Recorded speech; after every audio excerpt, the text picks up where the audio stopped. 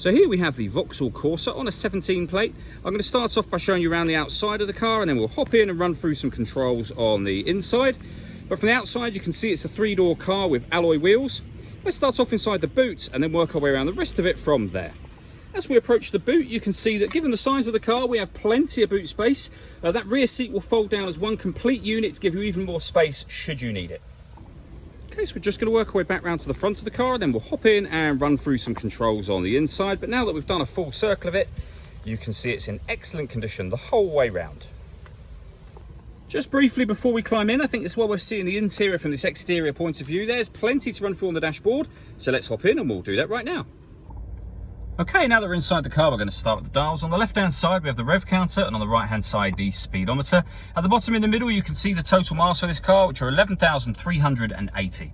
Above that, we have a digital readout for the speedometer. You can change the information that's displayed there by using controls on the left-hand indicator stalk for various bits of trip computer information. If we back out to the steering wheel, we have cruise control and speed limiter over on this left-hand side. And then on the right-hand side, we have stereo controls and phone controls. The phone controls can only be used after such time as you pair the phone up, and that is done over on the touchscreen in the center just here. So if we go to the home screen, you can see phone is one of the options. Just go into that menu and pair your phone from there. When it comes to listening to music in this car, we have AM, FM and DAB radio, USB input, and once you paired your phone, you'll be able to stream your music wirelessly via Bluetooth audio as well. So plenty of ways to listen to your music. You can also connect up your smartphone via its USB input. Hit that projection label just there. Nothing will happen at the moment, as you can see. But you can project certain Vauxhall-friendly apps up onto this screen, should you wish to.